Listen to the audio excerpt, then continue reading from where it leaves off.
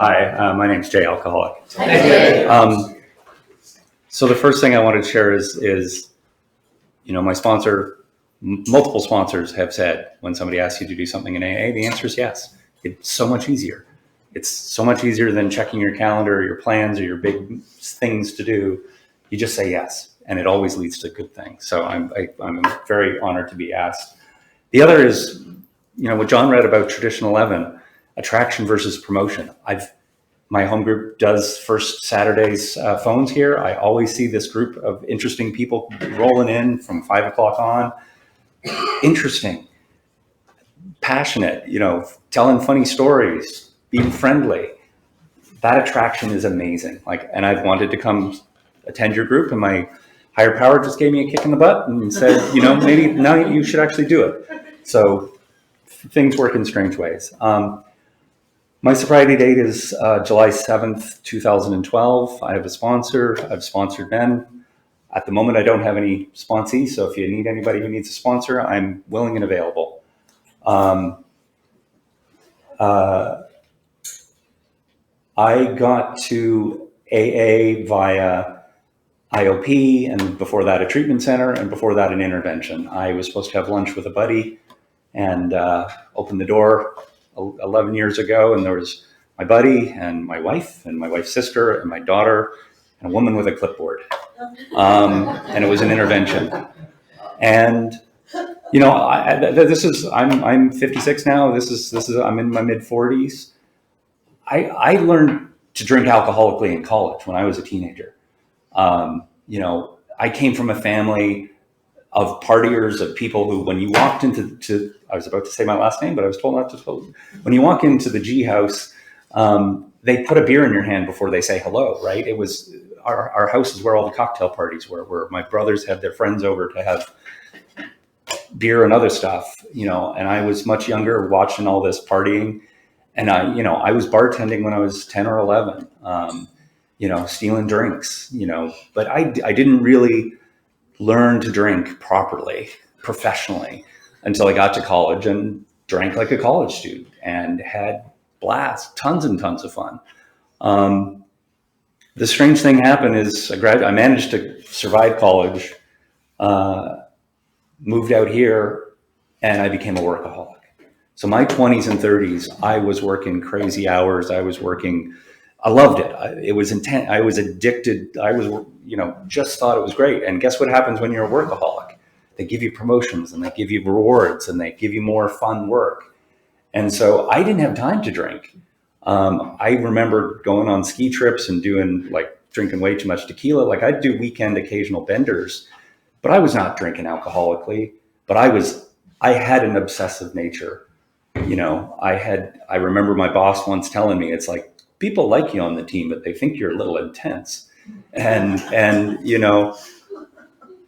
it wasn't until I left that company and left that work, started to work from home, things settled down. And what happens, I had a wife, I had 3 kids. I never was home for dinner, but now suddenly I'm home for dinner. And guess what you do? You have wine with dinner.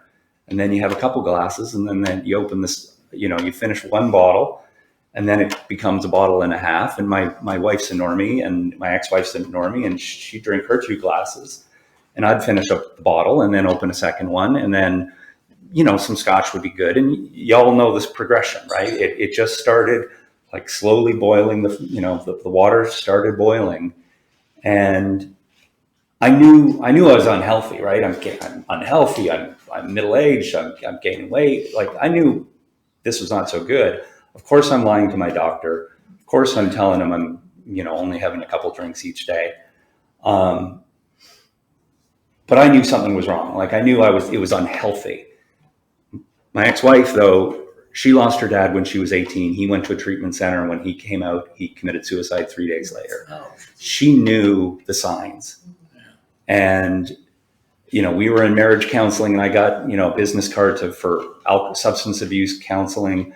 And I threw that in the garbage because I was, how dare she say that it's my fault? And I was in such denial and delusion. So she took out the big sledgehammer and put an intervention an intervention for me. And, the first night in treatment, I cursed her. I hated her. I despised what she did to me. And I was so angry. But 11 years later, and it didn't even take me 11 years to realize she saved my life. When I did my first proper inventory, and she was first on the list. And, now we're co-parents. We're not married, but we're still good friends. And it's because she saw the signs, because she knew what alcoholism does to someone, because she lost her dad. And, as much as at that time I had such anger and such, now I have love and gratitude. And, now that I've been in the program for a little while, I realize the power of one person helping another person, of just seeing and identifying. As I said, my wife doesn't drink alcoholically, but she understands alcoholism. And she saw in me someone that was refusing help, wasn't listening, was lying, was causing problems with the family, to sugarcoat it terribly. And, I just recognize how much my delusion and denial was, and how much my anger towards being told I need help, to getting to the point where, well, maybe I actually do need some help, to maybe actually getting some help. But I got out of my treatment center, and here's the stupid thing. When at the treatment center, we did a contract. We had to say, like, I'm going to go to 3 meetings a week, and I'll get a sponsor within a month, and blah, blah, blah. All the things I was going to do. I was going to join a gym and get some exercise. And then they made me sign it, and they laminated it for me. But what did I do? I get out, I get back here to Seattle, and I start window shopping meetings. I check out meetings that are convenient for my schedule. I, scan the room, look for a sponsor who might be cool enough to be my sponsor. I'm just completely not engaging with AA, and I'm not getting into recovery. I might be sober at this point 2.5 months, but I wasn't in recovery. And I started I didn't drink, but I was still lying. I was still not being honest with myself. And so in my outpatient thing that I was doing, this scruffy guy comes in with an envelope and hands it to me. That's my divorce papers. My wife was kind enough to serve me divorce papers when she said, I knew you'd be surrounded by people who would support you. But that was, again, in hindsight, I was angry at the time. I was furious.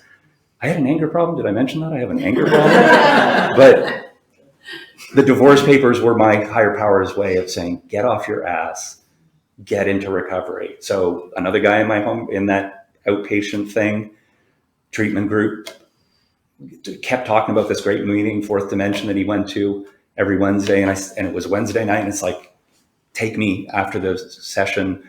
Let's go to your home group. I think it was the second meeting that I was there, heard somebody that I really liked what he was saying. It resonated with me. And I asked him to be my sponsor. And that, I tell people, I might have been sober 3 months by then, but I didn't really actually start recovery until I mumbled, would you be my sponsor? And he said, okay, here's my phone number, call me. And I actually called him. And I hated calling. I don't like talking to people on the phone, but he said that was the first direction. And then he made me do these exercises, and I hated them. I was in Vancouver once for business, and I had to call him and leave him a list of stuff. And I yelled at him for 20 minutes. I'm sure the beep cut me off at 2 minutes, but I was furious that I had to do these. Did I tell you I have an anger problem? He just asked me to give me a list of whatever the exercise was at the time. But that was recovery. I was actually following directions, and I resisted it. I hated it, but I was actually saying yes. That's when I marked that's actually the beginning of recovery. 3 months into sobriety, treatment center, lots of talk therapy, lots of, counseling with, we even did a mini inventory in treatment center. But I'll end with this. My 2 youngest kids, who were 9 and 12 at the time, went to a kids program for the treatment center, like Wise Daddy in Rehab. And they described, like, Wise Daddy in Rehab. Dad's got a backpack full of rocks. And Dad's here trying to, take each rock out of the backpack, figure out how that rock got there, figure out what it is, and throw it into the forest. And when he's done, when he gets through this process, his backpack will be empty and he'll be able to be able to walk a little easier and be able to be with you better, as a better person. And, that little metaphor and what inventory does for us, it lightens our backpack, lightens my backpack, and makes me capable of when my second sponsor said, Jay, we do this phones thing every first Saturday, and you should maybe even sign up for a phone shift. I recognize that when somebody asks me to do something, it's a way of helping me get stuff that I'm dealing with, get rid of it, connect with humans, connect with other alcoholics who get me, and feel like I'm maybe capable of speaking at a meeting. God forbid. So, I just really appreciate this program. I really appreciate that I had an opportunity to stick around and get to see you guys. And this is an amazing program if you do some work. It's not just going to meetings. It's not just checking out, interesting speakers. It's actually working with a sponsor. And I'm grateful I got a chance to do that in this program. Thanks. Yeah.